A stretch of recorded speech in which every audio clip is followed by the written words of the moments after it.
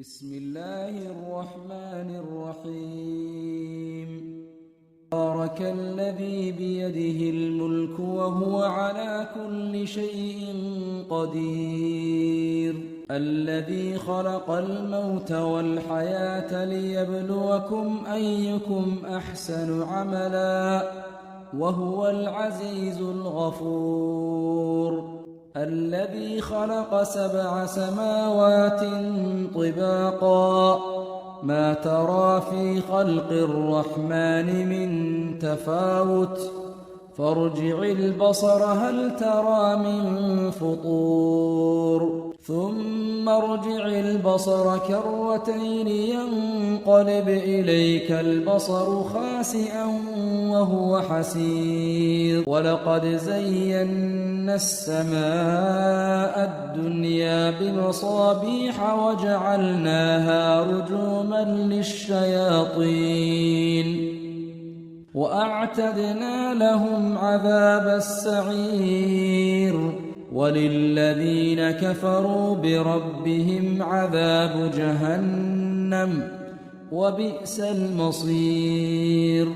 إذا ألقوا فيها سمعوا لها شهيقا وهي تفور تكاد تميز من الغيظ، كلما ألقي فيها فوج سألهم خزنتها ألم يأتكم نذير، قالوا بلى قد جاءنا نذير فكذبنا وقلنا ما نزل الله من شيء إن أنتم إلا في ضلال كبير، وقالوا لو كنا نسمع أو نعقل ما كنا في أصحاب السعير، فاعترفوا بذنبهم فسحقا لأصحاب السعير.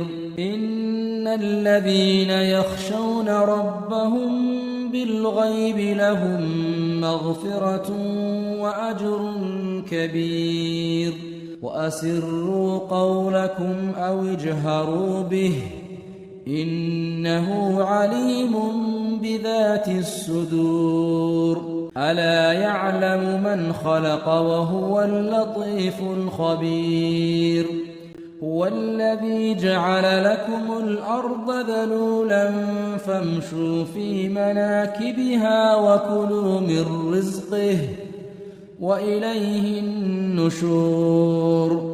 أأمنتم من في السماء أن يخسف بكم الأرض فإذا هي تمور، أم أمنتم من في السماء أن يرسل عليكم حاصبا فستعلمون كيف نذير.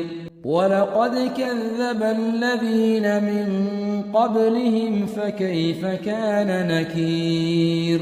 أولم يروا إلى الطير فوقهم صافات ويقبضن ما يمسكهن إلا الرحمن إنه بكل شيء بصير. أمن هذا الذي هو جند لكم ينصركم من دون الرحمن إن الكافرون إلا في غرور. أمن هذا الذي يرزقكم إن أمسك رزقه بل لجوا في عتو ونفور. أفمن يمشي مكبا على وجهه أهدى أمن يمشي سويا على صراط مستقيم. قل هو الذي أنشأكم وجعل لكم السمع والأبصار والأفئدة قليلا ما تشكرون. قل هو الذي ذرأكم في الأرض وإليه تحشرون. ويقولون متى هذا الوعد إن كنتم صادقين قل إنما العلم عند الله وإنما أنا نذير مبين فلما رأوه زلفة سيئت وجوه